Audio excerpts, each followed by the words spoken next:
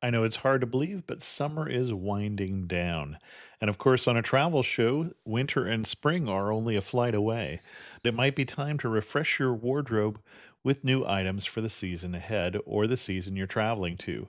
Quince nails it with luxury essentials that feel effortless and look polished, perfect for layering and mixing. Their styles are versatile, you're going to be reaching for them again and again. Think chic cashmere and cotton sweaters starting from just $40, washable silk tops, and classic denim pants. You've heard me rave about my travel pants, and I'm still traveling with them. And now I have two pairs. The best part, everything at Quince is half the cost of similar brands by working directly with top artisans and cutting out the middleman. Quince gives you luxury without the markup. Elevate your fall wardrobe essentials with Quince. Go to quince.com/traveler for free shipping on your order and 365-day returns. That's QUINCE.com/traveler to get free shipping and 365-day returns. Quince.com/traveler. And thanks to Quince for sponsoring this episode of Amateur Traveler. Thanks for selling your car to Carvana. Here's your check. Whoa, when did I get here? What do you mean? I swear it was just moments ago that I accepted a great offer from Carvana online. I must have time traveled to the future. It was just moments ago. We do same-day pickup. Here's your check for that great offer. It is the future.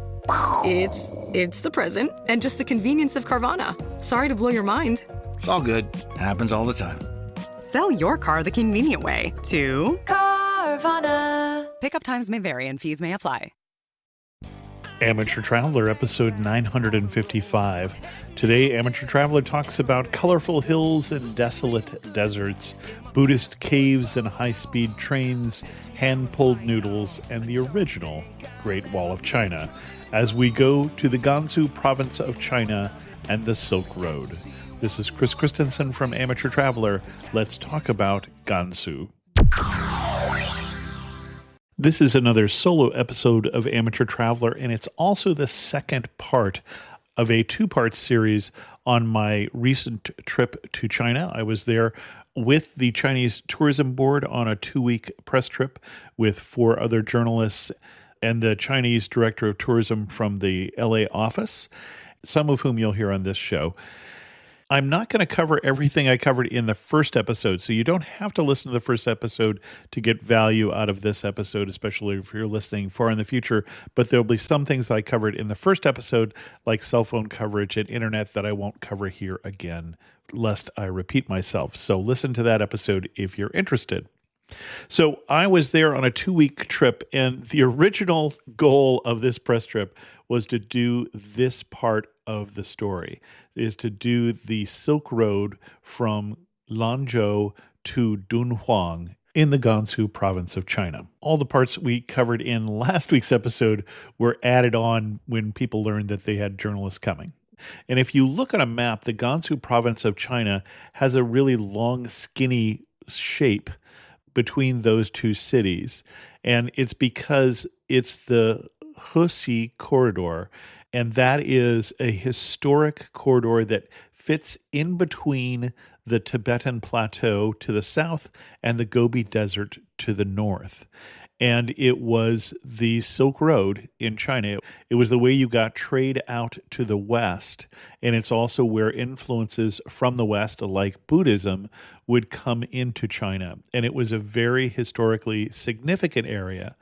If you take all the provinces of China and you exclude the autonomous regions like Tibet, Inner Mongolia, and Xinjiang out to the west, then there are 22 provinces that Beijing controls, and it is the 7th largest of those. So it's not the largest province, but it has the second largest number of UNESCO sites, and that's because of the long history in this region.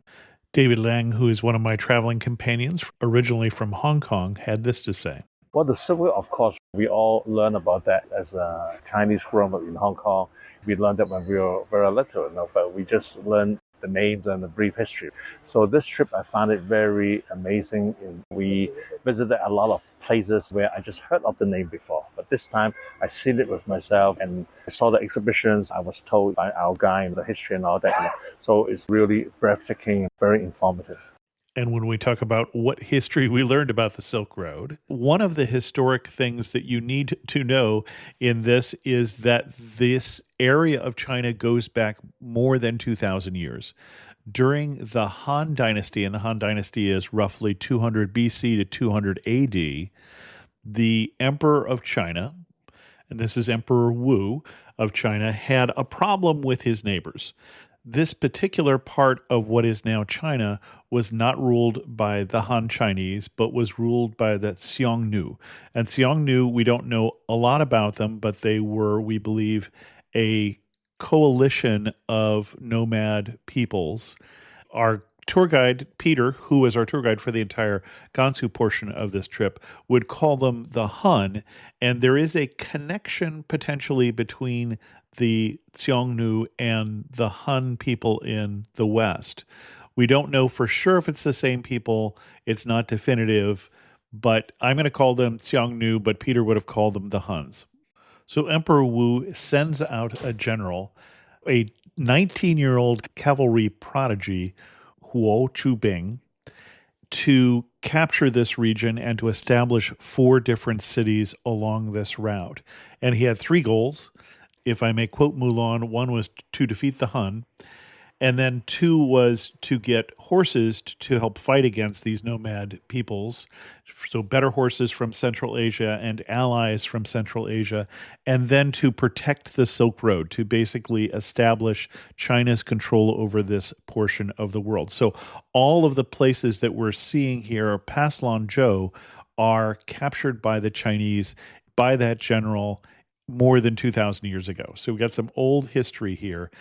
And the 4 cities that the Chinese built at that time are still around. They are Wuwei, Zhangye, Jiuquan, and Dunhuang. And my apologies again for my Mandarin pronunciation. We didn't visit all of these in this trip, but it's certainly something, there are things to see all along this corridor. So we started in Lanzhou.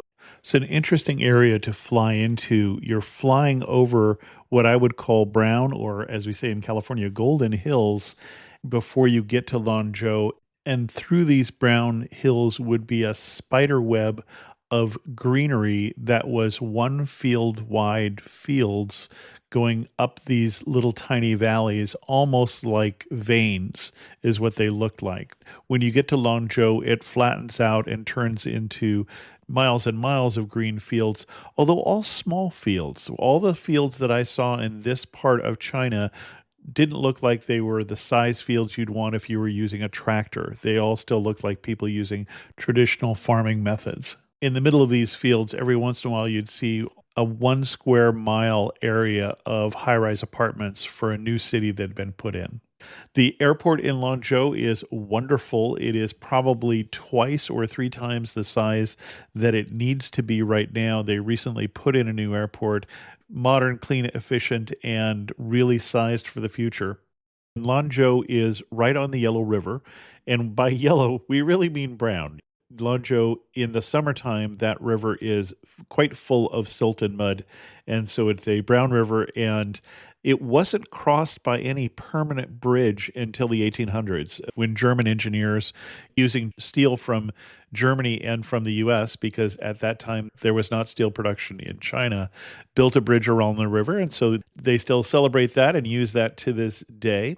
Before that, and you can do this in Lanzhou if you want to, you can cross the river on a ferry where the ferry is a small raft that is held up by inflated sheepskins. This is a tourist opportunity where you can go and cross the river and float down the river, and then they would bring you back to your starting point on speedboat, which they did not have in the mid-1800s when this bridge was created. Lanzhou is also known for its hand-pulled beef noodle soup. And so we had a chance both to try the hand-pulled beef noodle soup, and also we went to a place that was the Museum of Noodles there, where we had a chance to make our own hand-pulled noodles. And we had someone who demonstrated how quickly he could make hand-pulled noodles that were all the same thickness and just the right length. And then we had a chance to try it. Ours did not turn out as well, I will have to say.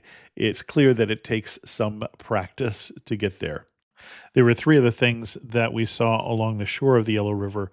One was a statue dedicated to the Mother River because this is really key to the start of the Chinese civilization 7,000 years ago. And then the second was a water wheel. It's the last of the surviving water wheels that was used to pump water out of the Yellow River and into irrigation and into drinking water in the city. Interesting to see. It's a recreation. And then third one is a statue of a Buddhist monk. And this is the monk Xuanzang, who went to the West in the year 629. At this point, Buddhism has been in China through the Silk Road from roughly 60 AD, with the first temple being founded in China in the year 68. But there were problems with different translations of the Buddhist text disagreeing, and so this monk went to go to get the source. He went to India, and the interesting thing about this is it tells you how significant the Silk Road is, because you'd think if one is going from China to India, you'd just go straight. But there's some great big mountains in the way, the Himalayas. And so his route, I'll put a link to a map in the show notes for this episode, went to the west. So Lanzhou to out to Dunhuang, and then out to Tashkent and Samarkand in what is now Uzbekistan, looping down through Kabul in what is now Afghanistan, through Pakistan, and then almost all the way across India to eastern India to Nalanda. He studied there for a while and then came back with hundreds of Buddhist manuscripts so that they had the correct doctrine. But this whole trip took 17 years. And so it's just interesting to see how the Silk Road is tied to Buddhism and how even the connection to India is going through this elaborate route to the west. That is how key this Silk Road is, even in the 600s. And it's also one of the reasons why in Gansu you'll find quite a few Buddhist caves with Buddhas or with Buddhist art in them, including some famous ones that we'll visit later in the trip. But while you're in Lanzhou, one must see, I think, is the museum there. This is the Gansu Provincial Museum, and it's a good basis for understanding some of the history as you go along in this particular trip. You can get an English-speaking tour guide at the museum, and a lot of the information in the museum is available in English. You can see a statue of that general we talked about who went out to the west to capture this area of the Silk Road. You can see recreations of some of the Buddhist artwork that is going to be found in some of the caves in Gansu, including the ones I'm going to talk about later, and learn more about the Silk Road and where it went and the significance of it. We also went to two markets that I quite enjoyed in Lanzhou. We went to a day market and a night market, both of which were quite enjoyable. The day market that we went to is the Taohai market in the middle of the Anning district, which is central and north of the river. The Lanzhou is a long, skinny city because it goes along the river between the hills. And you could buy anything in this market. They had fresh meat, they had fresh produce, they had baked goods, they had teas and all sorts of things and spices. Just even as a photographer, just a cool place to go. There are 4 different night markets in the city. I think the one we went to is on Tonghui Road. That's at least how my photo is geotagged for that. But you can certainly ask at the concierge of your hotel for the nearest night market. A great variety of foods available there, as well as a whole other section on clothing and other goods. When I say hotel concierge, that reminds me that we stayed in the Lanzhou Olympic Sports Rosie Huasi Hotel, which was a lovely modern hotel to the west of town. The one thing that a lot of these hotels had that I forgot to mention last time is there would be little robots in the lobby where if you ordered something from DoorDash or some similar vendor, they would come and put your order in a little robot.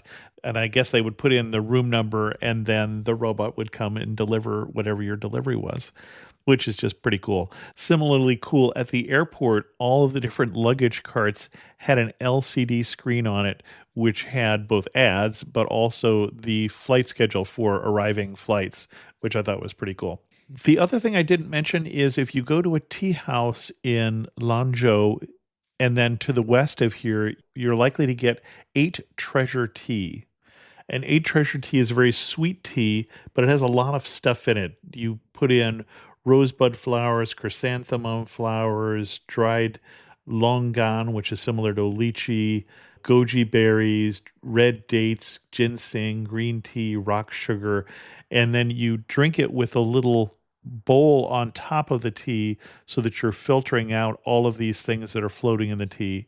And I guess you can also eat the contents of the tea as you're going, although we usually just drank it, and they'll come by periodically and pour more water in. Very sweet tea, very tasty though. And then from there, we took the high-speed train. We're no longer in an area where we have to take buses, and so we took the high-speed train to our second destination. In terms of the high-speed train, you can only book it about 2 weeks in advance or less, and it's not that expensive. It's a great way to get around. It's comfortable. Although one of the train rides we had, there was a very quick turnaround in one of the stations, and the conductor was literally pushing people off of the train and pulling people onto the train to try and keep the train on time, because a lot of people were getting off at that station and a lot of people were getting on. But a great option for getting around China in general, and especially for this particular itinerary.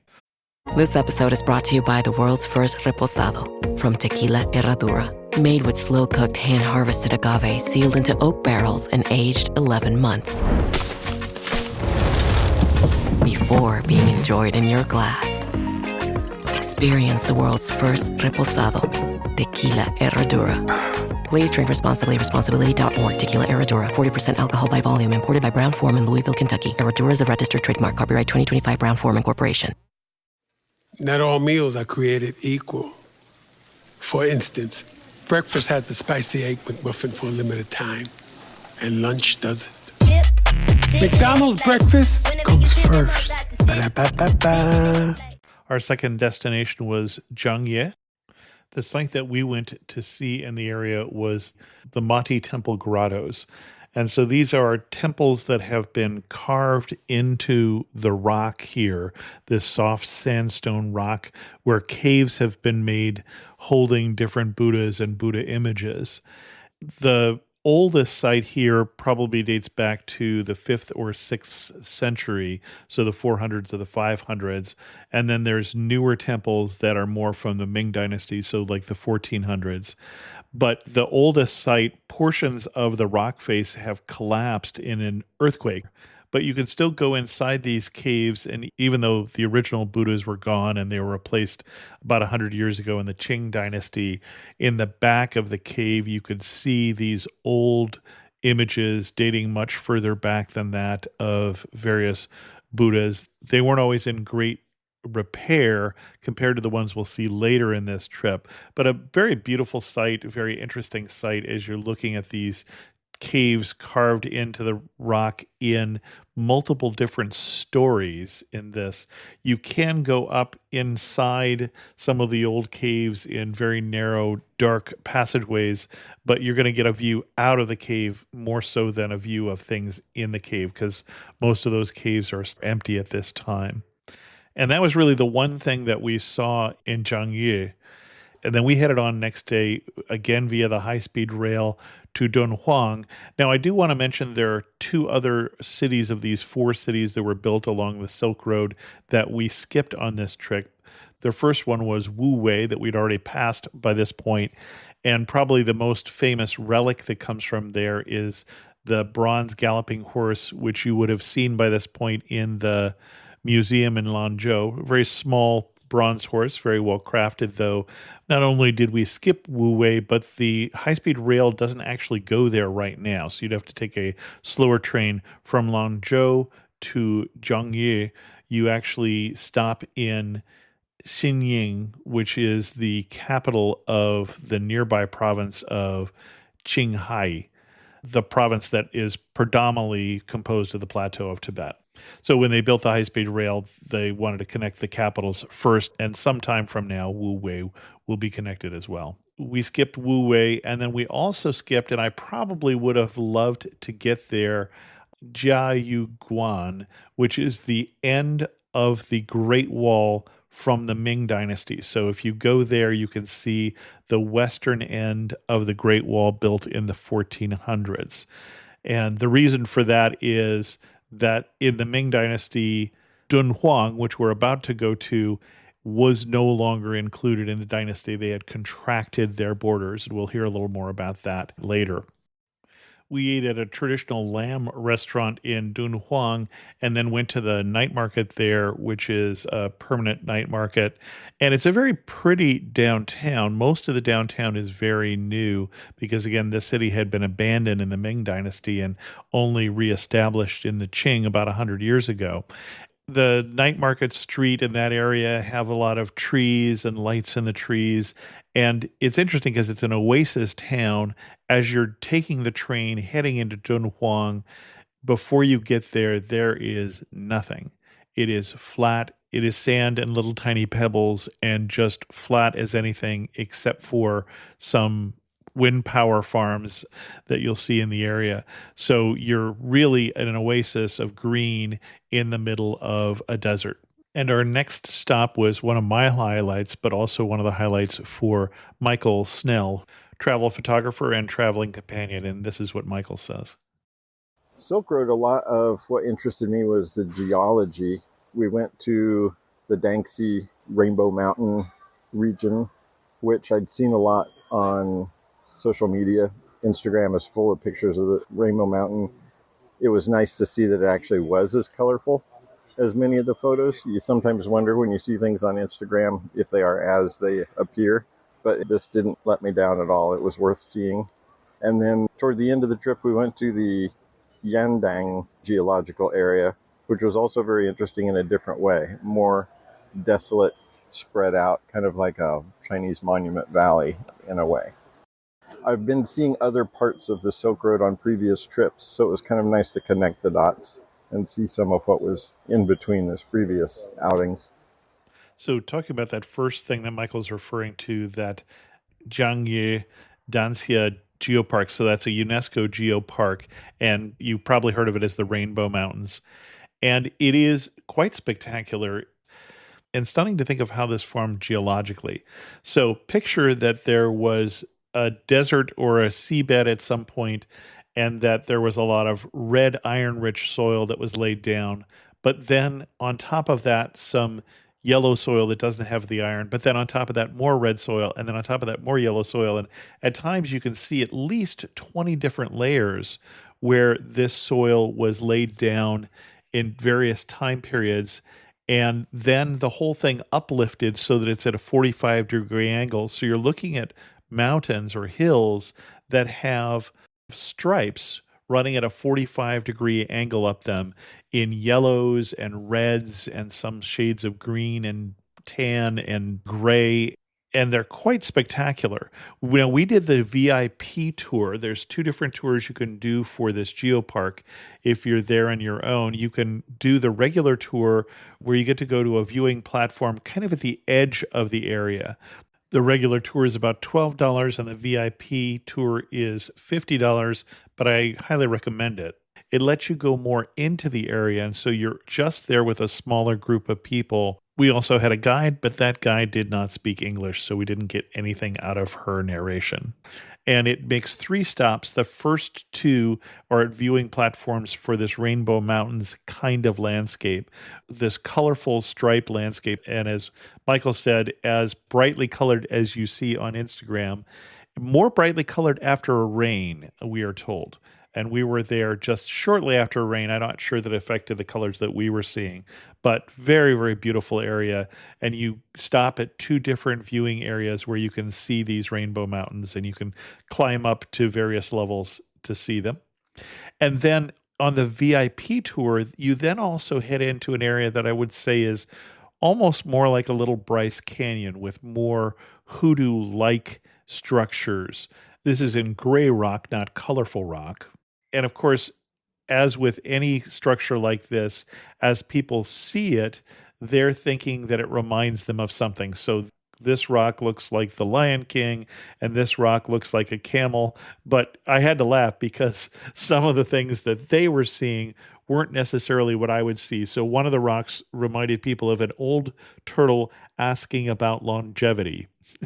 And another one is labeled the drunken poetic genius. Although, as we recalled it, it was a drunken poet asking a turtle about longevity, which wasn't entirely accurate there. But, all of these structures here that your imagination is able to decide what they look like. And you have this area pretty much to yourself. It's really just the people in the VIP tour that even get to see this region. Although I'm told if you didn't do the VIP tour, there's another park, not a UNESCO geopark, nearby that has similar sorts of structures. So they're all carved by erosion here. If you want an even more special tour than we had, we saw some people touring by helicopter and then some other people touring by ultralight. So that would be kind of special. I don't know for sure that I would do that one, but I would think about it. Our first stop the next day was the Mogao Grottos, and that is a UNESCO World Heritage Site. Here's what my traveling companion and travel writer, Michael Solander, had to say about them. In terms of our final portion of the trip, when we were in Dunhuang, there were so many highlights, it's really hard to pick just one, but certainly the Mogao Caves come to mind in terms of just the sheer number of the caves and the incredible artwork that is as fresh today as the day when it was painted. Some of them go back to the 4th century. Again, the experience was really enhanced by 2 films that we saw prior that gave a lot of history and context. One was an IMAX film, and one was You Are There depiction. And then we had a great guide, and it was just a super experience. To expand on what Michael is saying, this is a group of caves all carved into the rock, none of them naturally occurring. At least 735 different caves, 60 of which are open to the public. On your tour, you will get 8 of them. And these caves were carved from the 400s to the 1400s over a 1,000-year period. And there is an English-speaking tour available, so we had an English-speaking guide for that, and you'll hear a few words from her in a minute. We actually finally saw some Westerners. This is the first time on our trip and one of the only times in this itinerary where there were other people who were not just from China, including meeting Vincenzo from Milan, who was traveling solo in this entire region, spoke no Mandarin, was using translation apps to get by and using ChatGPT for menus because he used ChatGPT to give him a description of what that dish was, not just a word-by-word translation, which the translation apps would give them. And there was a couple from Germany. He is actually taller than me. It's the first time in 2 weeks that I had to look up to someone. And now I found that I'm staring at the Westerners. And Michael mentioned the 2 movies that you see ahead of time.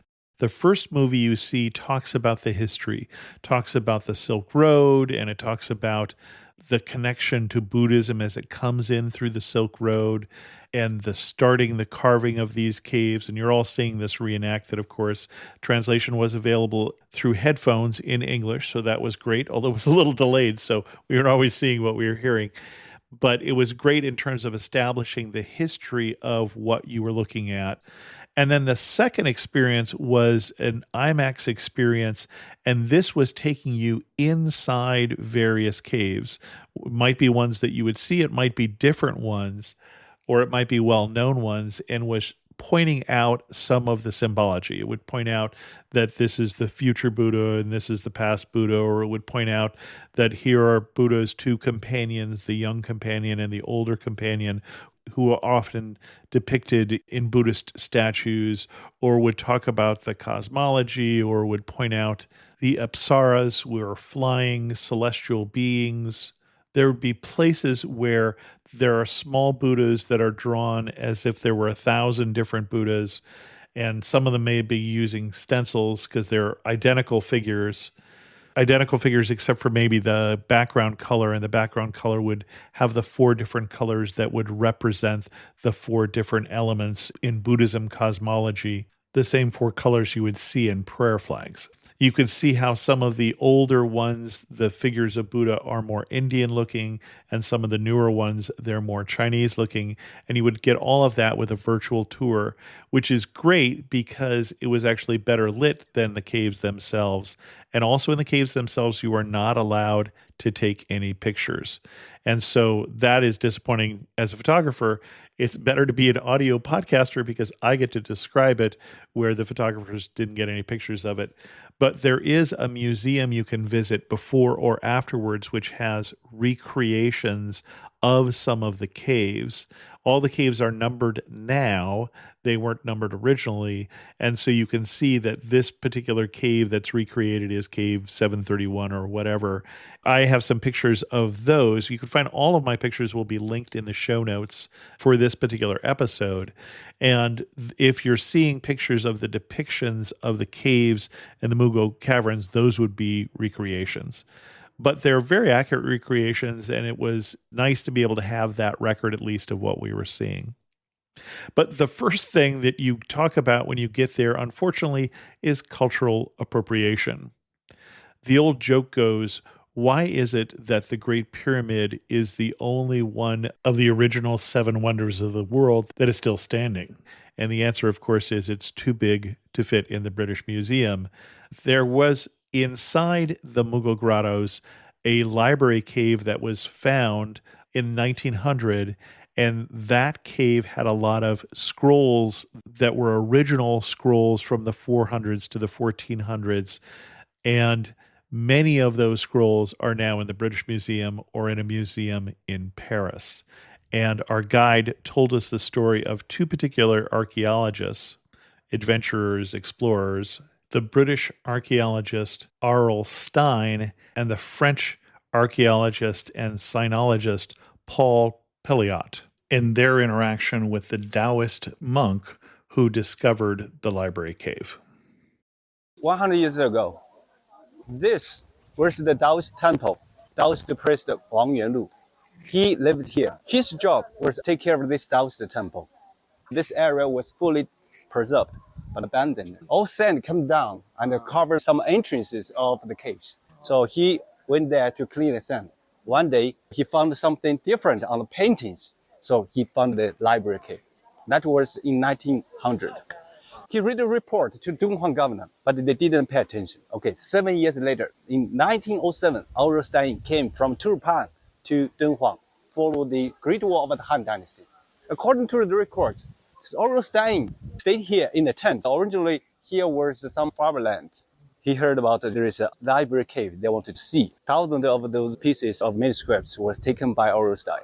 The story from the British Museum, they say R.L. Stein paid money buy those manuscripts from a Taoist monk Wang Yuanlu, but he knows this value. He was an uneducated person. He just know this is an old thing. That's it. So he gave very little money to get 1,000 manuscripts. Same thing by Popilio, but Popilio could speak Chinese and made a very good relation with Taoist monk Wang Yuanlu. And Wang Yuanlu let him go inside of the library cave. And Popilio was shocked, slowly opened each scores of the manuscripts. He selected the best quality ones. Those manuscripts are preserved in Musée Guimet in Paris. So where's the library cave? Library cave is down here. Behind the trees, you will see that there are 3 stories of a pavilion. So this was built by Taoist monk Wang Yuanlu. But the library cave is not like a library. It's just like storage. So why put all those manuscripts in different periods in same cave? Some is from the 7th century, some is the 10th century, some is in the 4th, 5th century. Why you put together? People believe that because when Mongolian people started to conquer many lands to fight with the dynasty Xixia. Before Mongols came to this region, this area was occupied by the Western Xia dynasty, Xixia. People probably worried about those Mongols to destroy those valuable manuscripts. So they connected all those manuscripts, maybe from different temples, maybe from different places. They're hiding in these remote caves here. But remember, in this site, the first cave, according to records, was built in 366 AD. But where's the first cave nowadays? We don't know, because There is no number, this is first cave or something like that. 4th century. Lasting to 14th century, that means 1,000 years. Why stop at the 14th century? Because Jiuquan was built east of Dunhuang, 400 kilometers away. So that actually became the border of the Ming dynasty. So that means they put Dunhuang on the outside of the Ming territory. So then the area was abandoned. The second reason, because the Chinese shipping has developed very fast, started at the Ming dynasty to transport the Chinese goods by boat to Taiwan, to Hanoi, to Vietnam, to Malacca Strait, to Sri Lanka. So then Silk Road almost stopped. Then Sea Road was coming. On WhatsApp, no one can see or hear your personal messages. Whether it's a voice call, message, or sending a password. To WhatsApp, it's all just this. So whether you're sharing the streaming password in the family chat or trading those late-night voice messages that could basically become a podcast, your personal messages stay between you, your friends, and your family. No one else. Not even us. WhatsApp. Message privately with everyone. Hey, it's Paris. You know I love sparkly things, right? Like stars. Duh.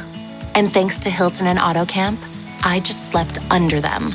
Picture me, serving looks by the fire outside my luxurious Airstream, making s'mores with the kids, while a national park is our backdrop. The great outdoors meets Hilton hospitality. That's hot. Explore all the new ways to stay at Hilton.com. Hilton for the stay. So all of this basically preserved in part because this area was abandoned in the Ming Dynasty, in part because of the rise of shipping. But throughout these 735 caves, there are 2,400 statues, many of them repaired or repainted 100 years ago when the Qiang Dynasty came back here. And there are 45,000 square meters of paintings. So that's a lot. One interesting thing is that in the individual caves, now we went into cave 29, which is from the Tang Dynasty, and cave 23, cave 329, they were paintings in the lower portion of the cave of the donors who paid the money to have this cave painted. And that was often the case, is these caves were a form of devotion for someone. Some rich person who wanted to be remembered is depicted, or a group of rich people are depicted in the cave along with Buddhas and acolytes and celestial beings and those sort of things. Cave 332 had a reclining Buddha, and they had the past, present, and future Buddhas. All of the statues here, so there are 3 groups of statues. Who are they? So this one is the past Buddha, and the present Buddha, and the future Buddha. So one Buddha with 2 bodhisattvas, but all of their colors were repainted late, but the main structures in their bodies are original. Can you see the folds? Look at the folds, the details. So all of the folds on their robes are very fluid. So they were from Tang Dynasty. An interesting thing about the donors in that cave that are depicted is that they appear to be Mongolian. Everybody gets to see cave 17, which is the library cave, and cave 16, which is one of the larger caves, has a large Buddha in it. We saw cave 296 and 61, 62, and 63, which are family caves from the Tao family that controlled this area for 190 years.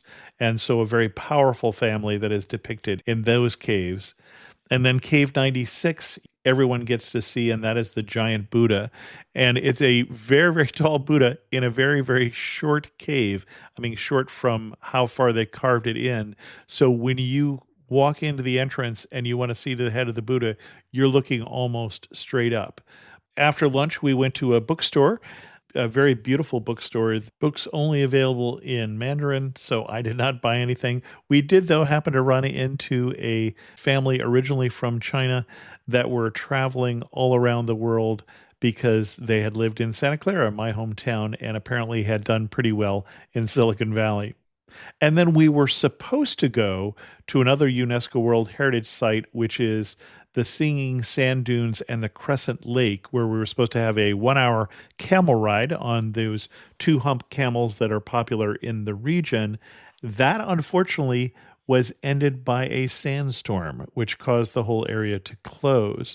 It wasn't the sort of thing that you wanted to say, hey, there's a sandstorm going by, let's go out to the sand dunes. But right outside of town, you can see them from the streets, are what look like hills, but they are hills of sand, and that is called the Singing Sand Dunes. And if you look at the pictures of the Crescent Lake area and the Singing Sand Dunes, it's quite a picturesque spot, and particularly Michael, the photographer, was very sad to not get a chance to go out there, but it just didn't fit into our very busy schedule the next day. And then that night, we attended something that I would very much recommend, but very unusual, the dance drama Music and Dance of Dunhuang. So this is a multimedia presentation with live actors where you, in part, follow through the story. There were some things in English and Chinese written, but there was no spoken dialogue. But you were hearing about the musical instruments and the music that would be depicted in those scrolls that were found in the library cave. And you start in a big room where there's a rainstorm and there are live actors around you, and you follow them into another room where there are demons that are jumping out at you, and follow them then into a theater where there is a presentation very much like Cirque du Soleil, where there are jugglers and there are people flying overhead, and it is quite an amazing spectacle, I would have to say, and worth seeing. And they put this on multiple times a day so that there is something for people to do in the evening when all of the main sites are closed. At this point, we only had one full day left, plus travel, and that was a full day and included some very interesting sites.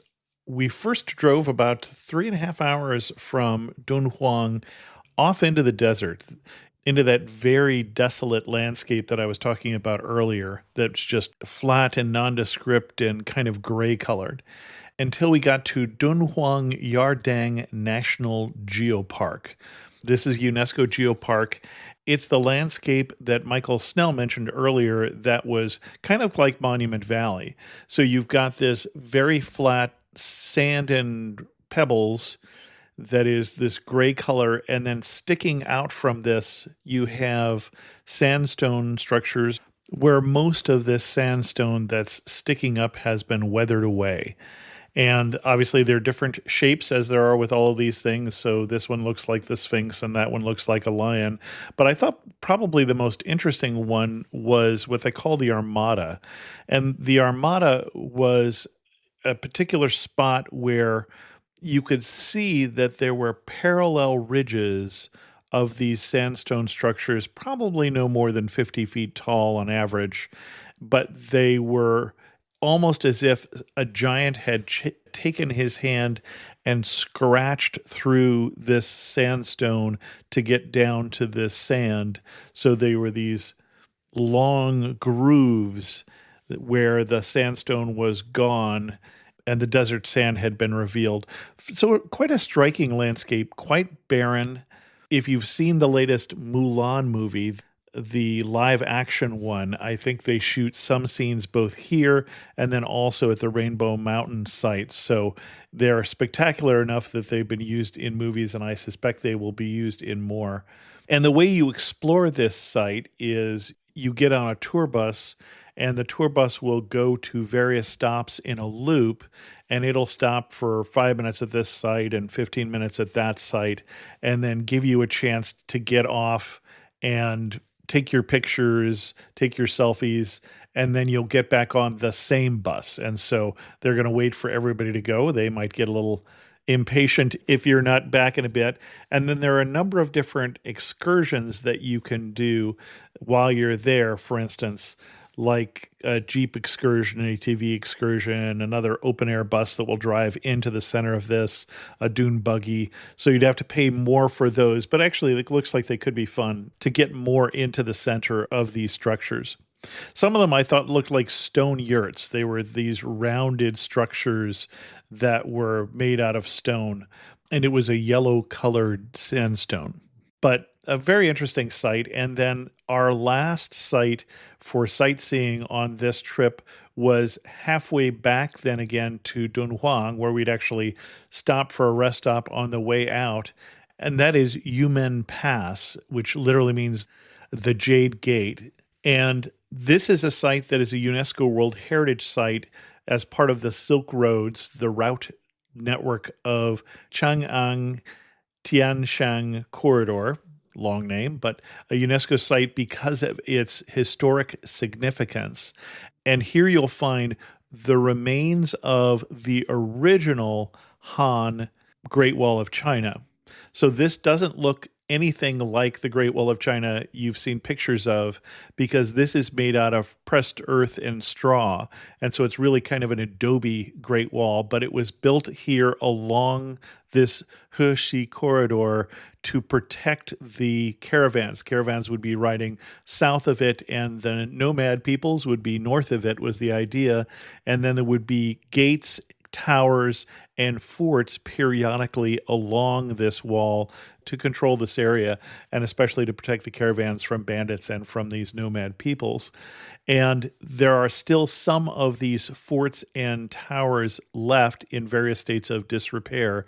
But considering that they're 2,000 years old, it's really pretty amazing to see this.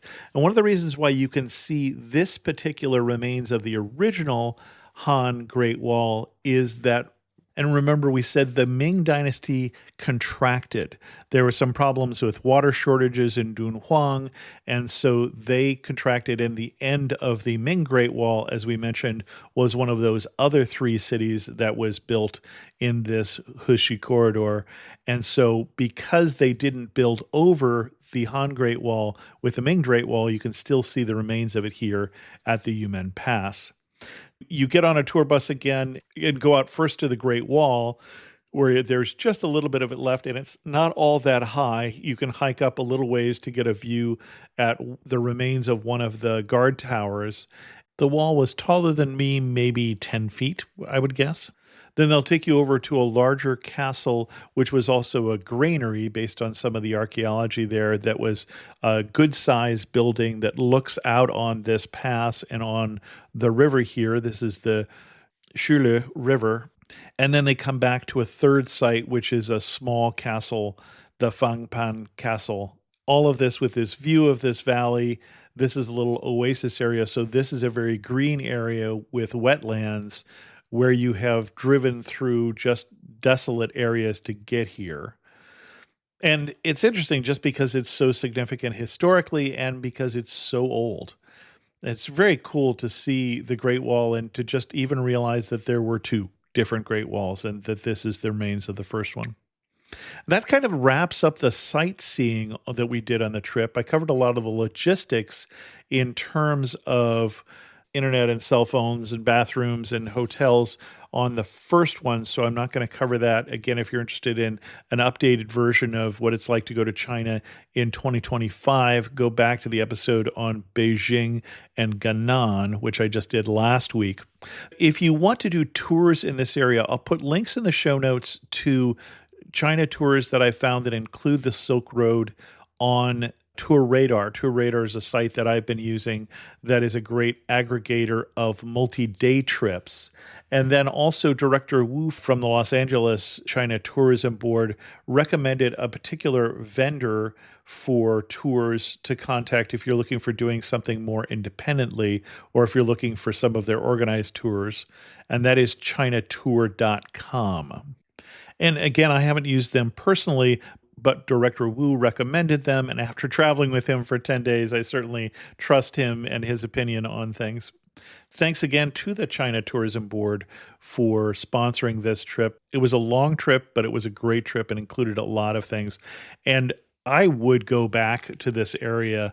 I'd love to take my wife back to this area and show her some of the things that I saw and then see some more of, especially some of the old things like the other Buddhist grottos or the end of the Ming Dynasty Great Wall that I didn't get a chance to see on this trip. as we get to some of our wrap-up questions. I am standing in the prettiest spot in all of Gansu, or at least in the Silk Road Hexi Corridor part. Where am I standing and what am I looking at? It's kind of a tie for natural sites. It's got to be the Rainbow Mountain, the Danxia Landform Geological Park. But for art, it would have to be the Mogo Caves. They were pretty amazing. I mean, 700 different caves with this ancient Buddhist art was pretty stunning. One thing that makes me laugh and say only in the Silk Road in Gansu, it is an area that can give you whiplash in terms of what time period your brain is in, because you have both these long ancient traditions, things like Eight Treasures tea and old markets and little tiny fields of people who are still plowing with animals. And then you're on a high-speed train and you're in a hotel with robots. So from moment to moment, you may not know what century you're in.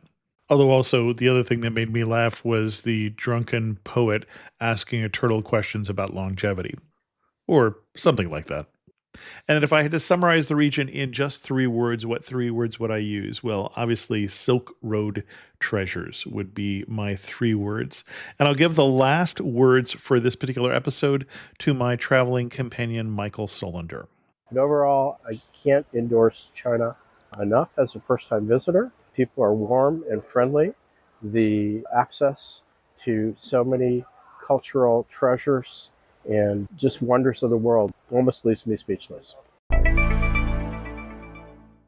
I'm always looking for ways to show my cat how much I love her. And with Fancy Feast gems, I can pamper her whenever I want with a savory gravy on top of a gourmet mousse pâté. The pyramid shape makes serving simple, so all I have to do is peel and plate to make mealtime feel extra fancy. And with 2 entrees in every pack, it's easy to turn every day into the extraordinary. Fancy Feast gems. This episode is brought to you by State Farm. Checking off the boxes on your to-do list is a great feeling. And when it comes to checking off coverage, a State Farm agent can help you choose an option that's right for you. Whether you prefer talking in person, on the phone, or using the award-winning app, it's nice knowing you have help finding coverage that best fits your needs. Like a good neighbor, State Farm is there. Thanks as always to the patrons of the show who help support Amateur Traveler financially. A special thanks to the newest patron, Michelle, the Traveling Realtor. Thanks, Michelle, for your support. If you're interested in learning more about how you can become a patron of the show, go to patreon.com/amateurtraveler. New on the Amateur Traveler blog since the last episode went out is a blog post about the Cumbres and Toltec Scenic Mountain Railroad, and that's in New Mexico, America's most authentic steam railroad, and then 5 expert tips to get road trip ready. Hopefully there'll be some other blog posts too, but I am leaving on Friday for the Peruvian Amazon for my next adventure. I heard from Millap, who happened to be in town in the San Jose area of California, and asked if we could get together for coffee. And I would love to get together for coffee with listeners of the show, as long as you let me have a Diet Coke or a cup of tea instead. But unfortunately, we were not able to meet because I was in China. But if you're in the area, do let me know. Former guest on the show and patron of the show, Jeff Ulfs, wrote about the show we did on Samoa. I love Samoa and Samoans. I have many Samoans living in my city. It is said that Samoans are the Irish of the Pacific, passionate about their religion and very friendly. I climbed the very steep way to Robert Louis Stevenson's grave. I had to laugh. The high school track and field team ran up the trail to the summit and back before I even hit the halfway mark up. Fa'a Samoa, the Samoan way. Jeff. Thanks, Jeff. Always great to hear from you. If you'd like to continue on with this Silk Road adventure, join me next May with the Amateur Traveler trip when we go to Uzbekistan and Turkmenistan, and we visit some of those cities that came up in this show, like Samarkand. Go to amateurtraveler.com/trips or just drop me an email. And with that, we're going to end this episode of Amateur Traveler. If you have any questions, send an email to chris2x@gmail.com, or better yet, leave a comment on this episode at amateurtraveler.com. And thanks so much for listening.